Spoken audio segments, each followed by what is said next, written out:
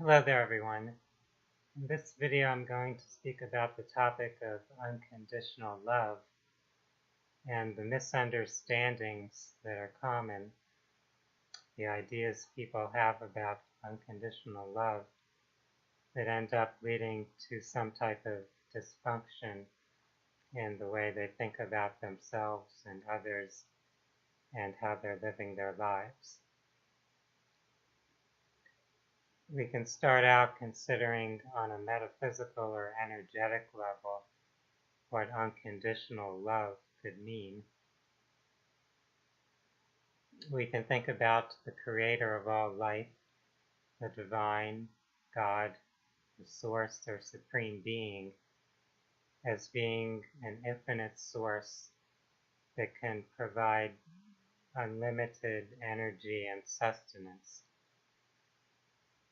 If we consider that each of us is a being of light who's emanating from that prime source, that spiritual essence, then we can consider that that source is unconditionally providing its essence to each of us for us to have our existence, to pursue our own creative journey.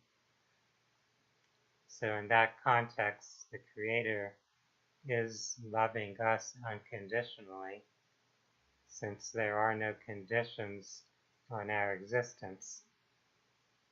That flow or supply of energy, of spiritual essence, is always present. In a sense, it's up to each of us how much we allow ourselves to fully receive that energy, that loving essence that's available to us. So it's the different conflicts and patterns of resistance that we create within our own consciousness that can either open us up to that energy flow or place some type of resistance or restriction in that flow of energy. So we can conceive of that unconditional love coming from the creative source. And we each come from that origin, so we in a sense have a memory, some innate sense of that unconditional love. And then when we come into this human experience, we desire to recapture or recreate that in some external manner. First, we're born as a child and we expect our mother or other caretakers to provide us, to fulfill us in that way, to give us unconditional nurturing, caring, and attention. However, the reality of human experience is that no one can give you that perfect love, that perfect attention, that perfect caring that you may desire. For one thing, for people to give or show us love, they would have to do it in the way that each of us subjectively desires to receive it. What one person expects or perceives as showing love and caring may be different than what another person expects or perceives as showing love and caring. So it would be impossible for anyone to show or express love in a way that would satisfy everyone, that would meet everyone's demands, desires, or expectations. Since we've forgotten, in a sense, to unconditionally love and accept ourselves, we tend to constantly look for some external show of love or caring or affection to make us feel that we are loved and lovable. We even have different romantic ideals of how that would appear in an intimate relationship.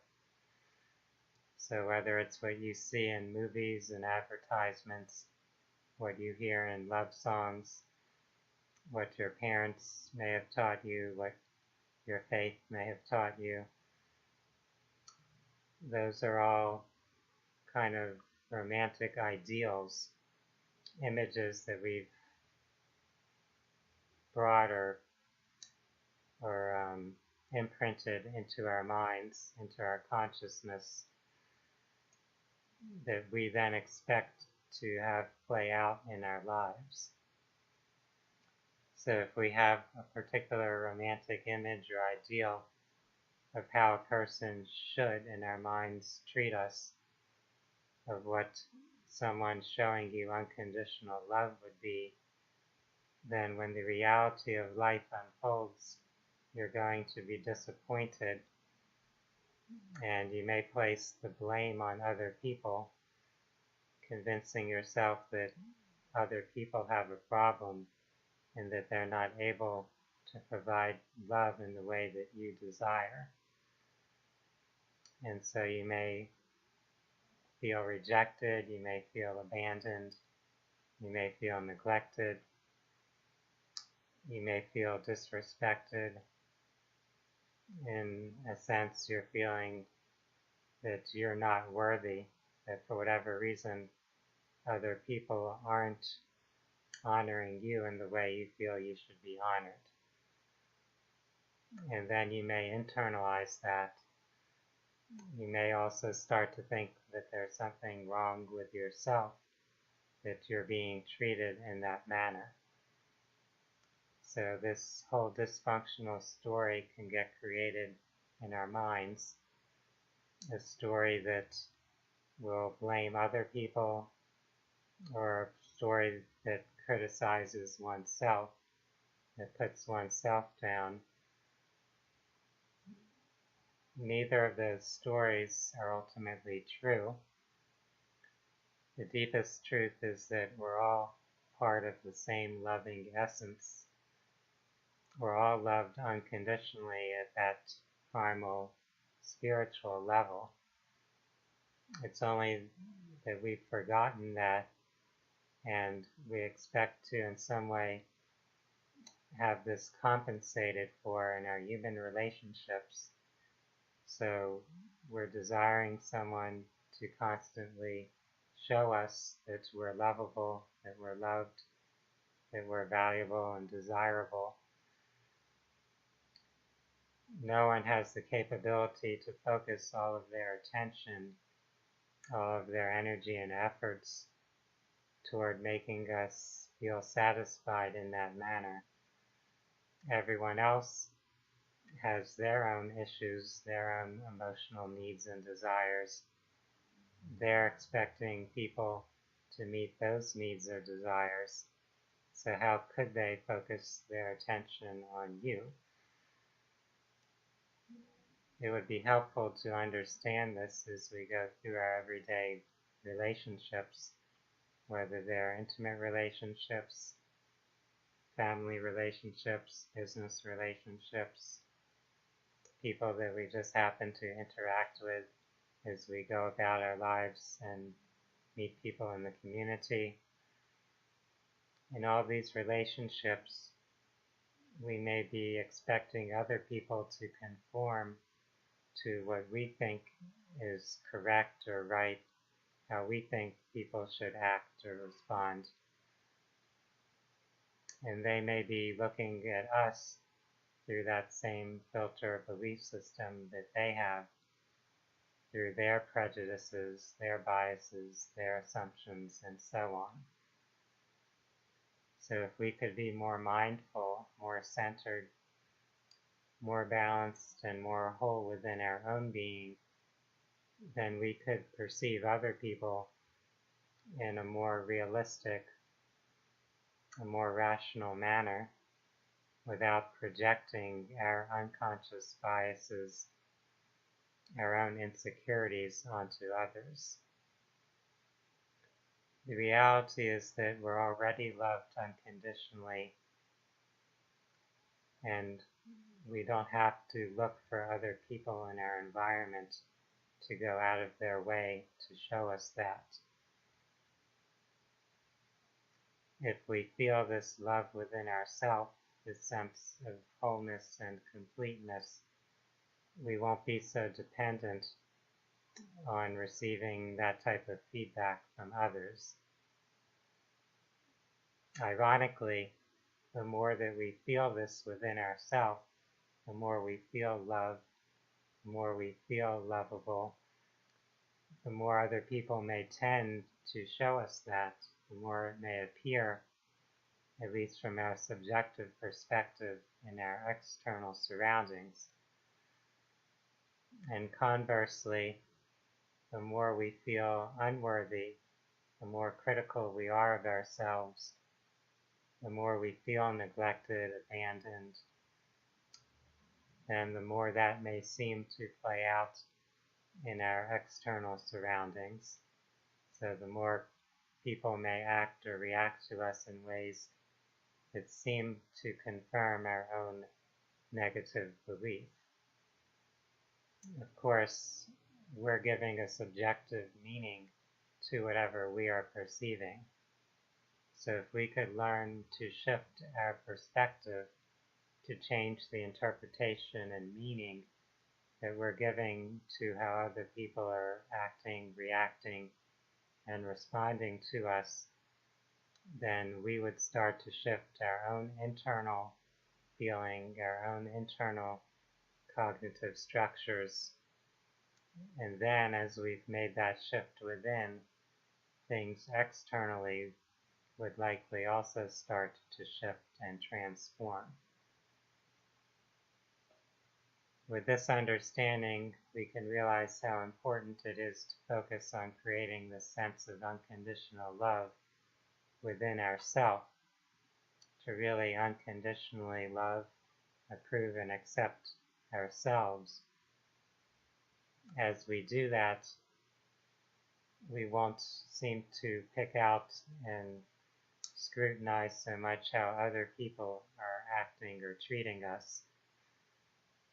We won't feel the need to have them do anything in particular to help us feel okay with ourselves. Also, if we feel okay with ourselves, content within our own being, then we may also be able to set healthy boundaries in our relationships. So if any particular person is treating us in a very negative or abusive way, we'll be able to put up that boundary to separate ourselves from that person, since we don't need to have that person there in our life to give us the positive feedback that we wish for. We're okay with or without that person present. Our sense of well-being, of self-confidence or self-love doesn't depend on that other person. So if they're treating us in an abusive manner, we can disconnect ourselves from them. We can go on with our lives trusting that we'll find other people in our environment who may treat us in a more desirable manner.